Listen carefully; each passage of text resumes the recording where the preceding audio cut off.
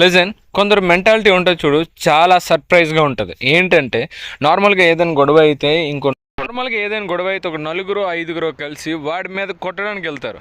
వెళ్ళిన తర్వాత రీసెంట్ సర్వేలో ప్రూవ్ అయింది, ఇటువంటి వాళ్ళతో ఎటువంటి అటాచ్మెంట్స్ ఎటువంటి రిలేషన్షిప్స్ పెట్టుకోకుండా. I'm not criticising those people, I'm just giving information. కత్తి అంటే కోపంలో వాడే ఒక ఆయుధం అని, రక్తం అంటే డాక్టర్ పొడిచినా వచ్చేది రక్తమేనని, ఇట్లాంటి థాట్లో ఉంటారు. అంటే నువ్వు ఏ కోపంలో ఉన్నా, ఎంత ఎమోషన్లో ఉన్నా కూడా, అంటే ఎమోషన్కి యాంగర్కి ఒక పుట్టిన ఒక సబ్ ప్రొడక్ట్ లాంటిదే మన రియాక్షన్. సో అట్లాంటి వాటిని వాడు కేర్ చేయడు. ఎందుకంటే వాడు కళ్ళకు కనిపించినవి, చెవులకు వినిపించిన వాటి మీద మాత్రమే వాడి రియాక్షన్ ఉంటుంది. So be careful about those people.